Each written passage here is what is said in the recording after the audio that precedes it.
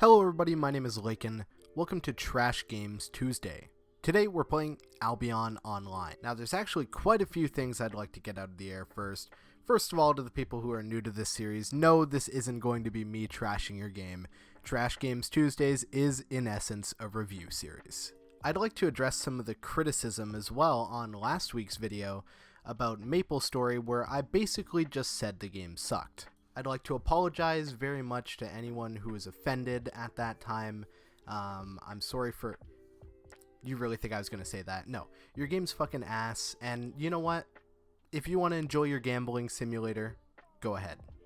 There were a couple other things that were said though, and I feel like they're necessary to address to kind of set a groundwork for this series. One of the things was, this game gets good later. That's a phrase that's been used so many goddamn times you might as well trademark it. And I think going forward with this series, it's a very important thing to talk about. In case my response isn't obvious, let me specify.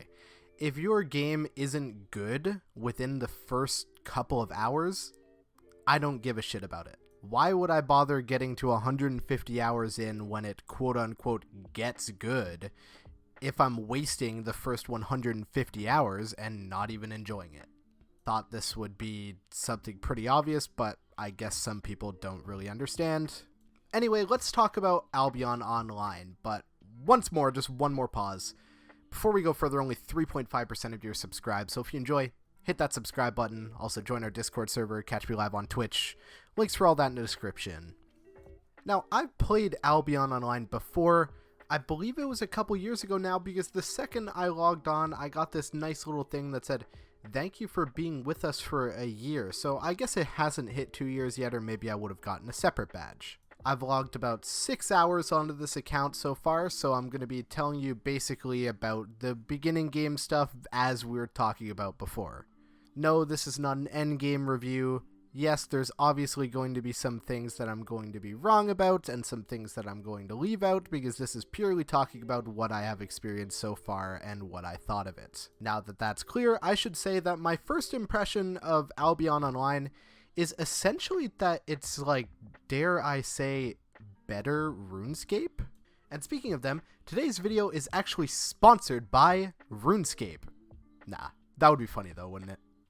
Anyway, Albion at its core gives me the impression of a game that was very much inspired by RuneScape and sets out almost specifically to avoid all of the pitfalls that RuneScape seems to fall into, and the pitfalls that I outlined when I did my very first Trash Games Tuesday episode on RuneScape. It's a game with an in-game fluctuating marketplace. Most of the progression is based on crafting.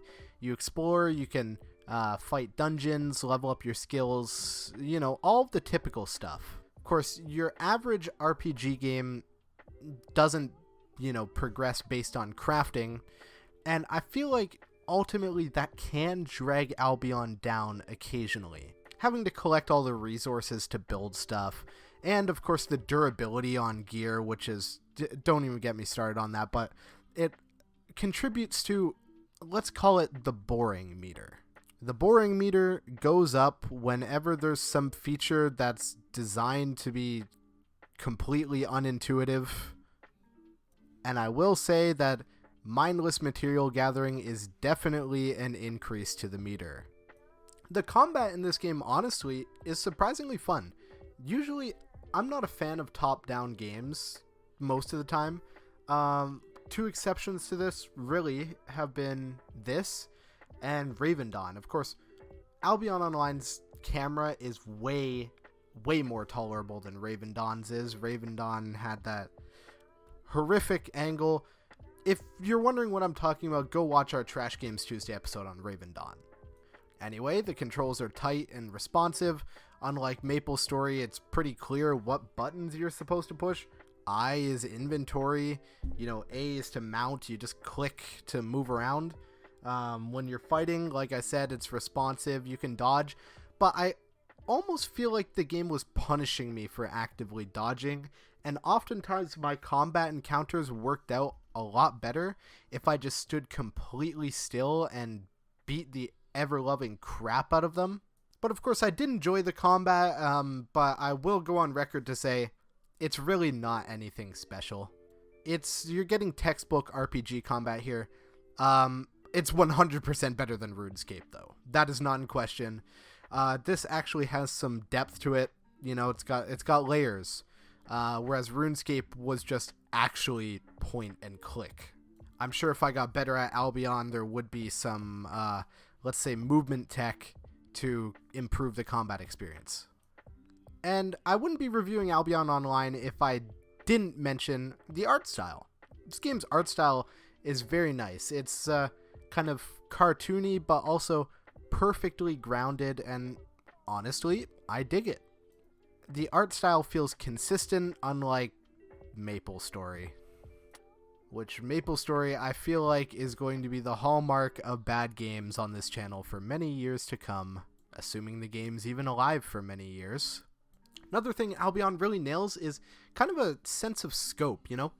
And exploring in this game, it's really fun.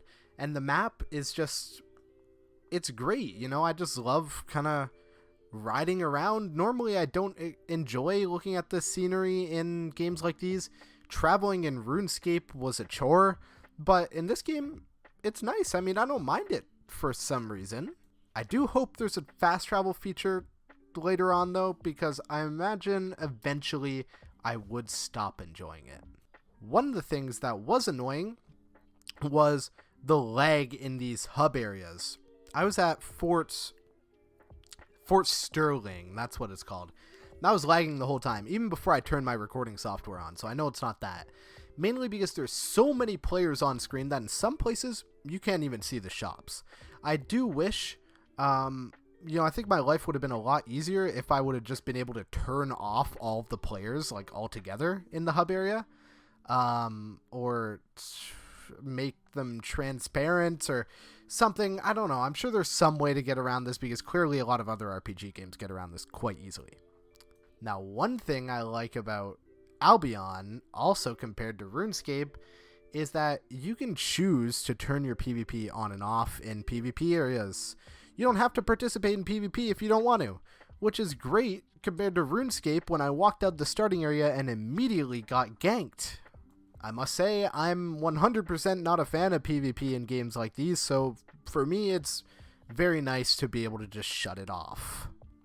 The early game is pretty straightforward. You're just getting gear, killing shit with that gear, repairing your gear when it breaks, or sometimes, honestly, it's just cheaper to build new gear. When your current gear breaks, you can upgrade that gear, all of that good stuff.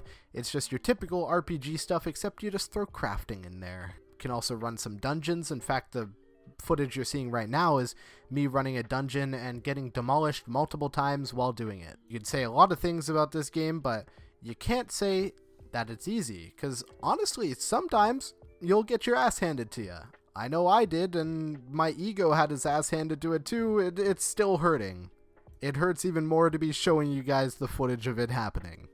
But wow, I'm just realizing I've talked for 8.5 minutes now, so I think it's about time we bring this video to a close. I would like to cover my trail and say, you know, just in case this video blows up, I don't plan to play more Albion Online. It's not my favorite game. It wouldn't be my first recommendation. We don't really have any middle ground on our reviews. Maybe we should just switch to a different review, because all we have is trash, mid, and treasure. But it kind of feels like we're warranting something a little, I don't know. Anyway, I can't in good conscience give Albion Online treasure, because it's not the greatest RPG game I have ever played, needless to say. But it is up there. I mean, it would probably, dare I say, be in top 5. I'd have to think about that a little bit more, but I think I'd put it in the top 5.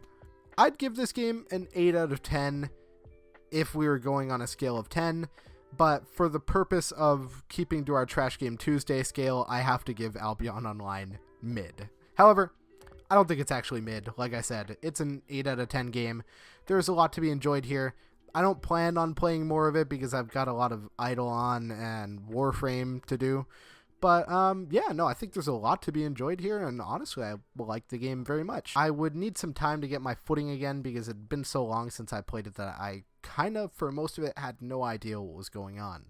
And lastly, I would say the microtransactions in this, actually not half bad. They're not intrusive. I actually didn't get bugged about it once. And unlike MapleStory, where the cash shop crashed my game, it worked fine in this one and it was very smooth. This is a cash shop I would 100% spend my money in.